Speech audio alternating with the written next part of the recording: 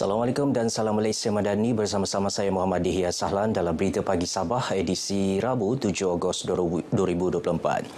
Penganugerahan Biasiswa Cemerlang Negeri Sabah BCNS, satu pengiktirafan berprestij kerajaan negeri terhadap kecemerlangan pelajar di negeri ini. Ketua Menteri Datuk Seri Panglima Haji Jinor berkata ia juga seiring dengan hasrat kerajaan negeri melalui kumpulan Yayasan Sabah yang mahu lebih ramai modal insan yang mampu bersaing di persada global. Menurut Datuk Haji J yang juga pengerusi Lembaga Pemegang Amanah Yayasan Sabah, sehingga kini 755 pelajar menerima manfaat biasiswa tersebut melibatkan perbelanjaan RM132.6 juta sejak dilaksana pada tahun 1990. Kerajaan negeri dan juga kumpulan Yayasan Sabah memberi anugerah kepada anak-anak kita yang cemerlang dalam pendidikan.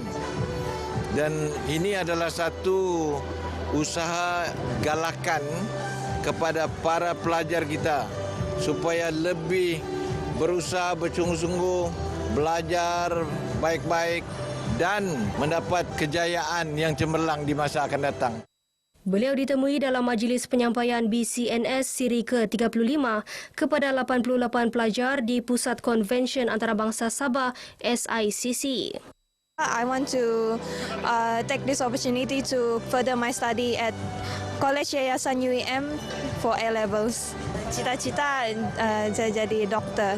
Banyak halangan lah, macam mungkin ada macam saya mau study medik tapi tidak banyak beasiswa gitu. Jadi mula-mula macam saya pikir mau give up. Actually memang saya sudah mau dapat beasiswa ni. So alhamdulillah after all that challenges, alhamdulillah saya dapat beasiswa Yayasan Sabah ni lah.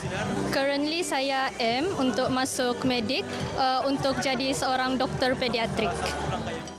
Perasaan saya rasa sangat gembira dan amat bersyukur kerana pencapaian akademik saya diiktiraf dengan adanya majlis ini. Beasiswa ini sangat membantu saya untuk meneruskan pengajian. Beasiswa ini akan bantu saya untuk melanjutkan pelajaran dan saya tidak perlu bimbang untuk kos dalam pelajaran saya.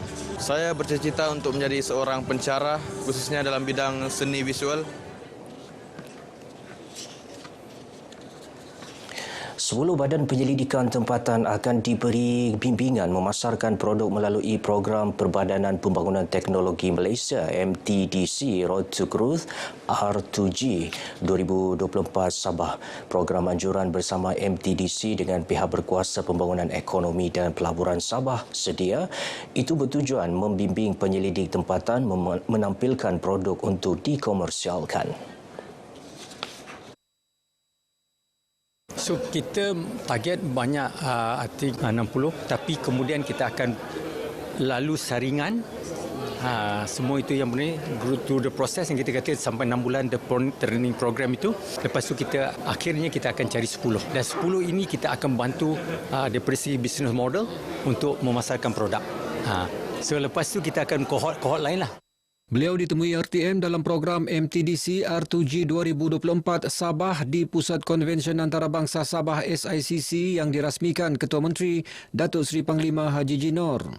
Dalam program ini turut berlangsung sesi menandatangani Memorandum Persefahaman MOU antara Sedia dan MTDC bagi kerjasama meningkatkan kadar penyelidikan, pembangunan, pengkomersialan dan inovasi dalam kalangan penyelidik dan usahawan tempatan. MTDC sebagai agensi yang punya pengalaman untuk kami libatkan di negeri Sabah dan mereka pun memang berhasrat untuk datang ke Sabah. Jadi kami disedia mengalu-alukan ini dan kami bersedia untuk bekerjasama membangunkan usahawan-usahawan dan juga penyelidik yang ada di Sabah.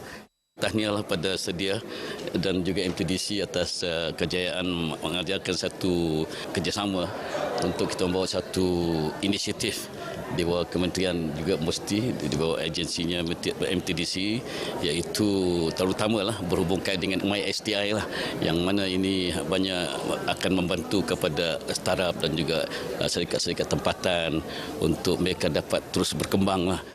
Setakat ini terdapat lebih 20 badan penyelidikan, universiti dan agensi kerajaan yang membuat penyelidikan di Sabah namun tidak diberi pendedahan untuk mengkomersialkan hasil penyelidikan. Suruhanjaya Perkhidmatan Awam SPA menerima lebih 1 juta permohonan pekerjaan dari Sabah bagi tempoh 2019 hingga 2023. Daripada jumlah itu, lebih 9,000 pemohon ditawarkan pekerjaan dalam perkhidmatan awam.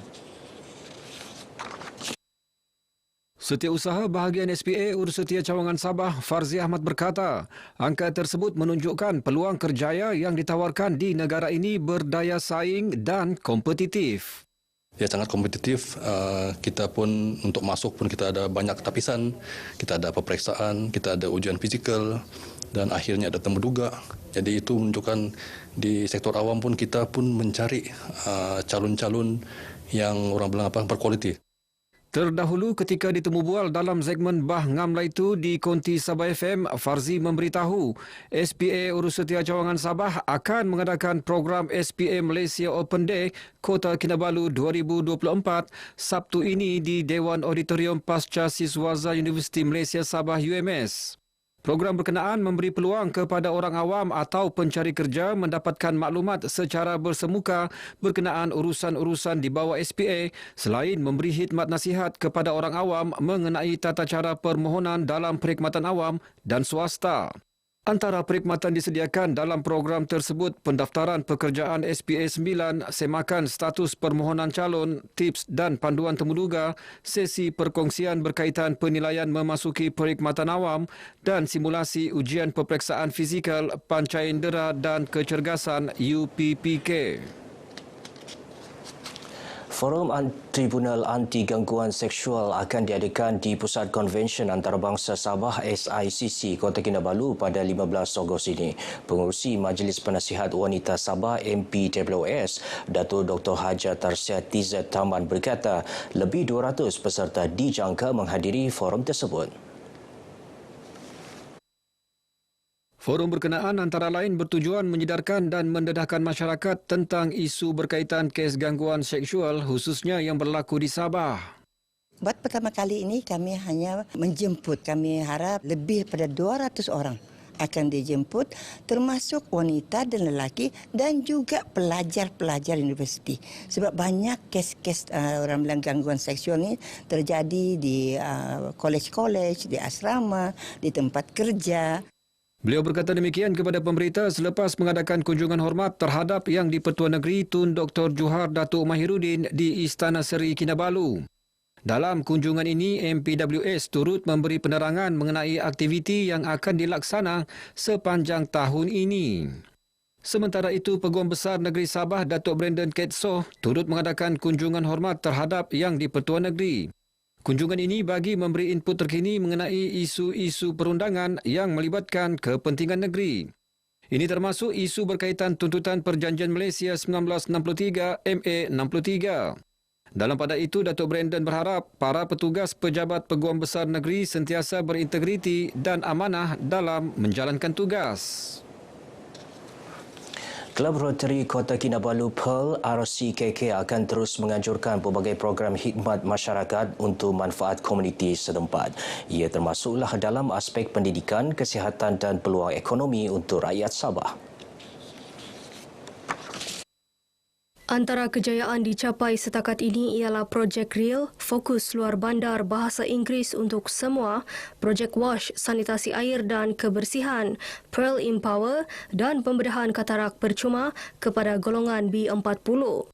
Presiden RCKK Cendramata Sinte berharap ahli-ahli kelab terus bersemangat dan bekerjasama untuk berkhidmat kepada komuniti. Beliau berucap dalam majlis pelantikan ke-10 RCKK di Kota Kinabalu. Majlis meraihkan kejayaan pelaksanaan 1 dekad khidmat masyarakat kelab berkenaan turut dijadikan platform mengumpul dana bagi menyokong Persatuan Thalassemia Sabah. Baik saudara, paparan itu tadi mengakhiri perkembangan berita pagi Sabah kali ini. Menyusul selepas ini berita pagi Sarawak. Malaysia Madani, Jiwa Merdeka.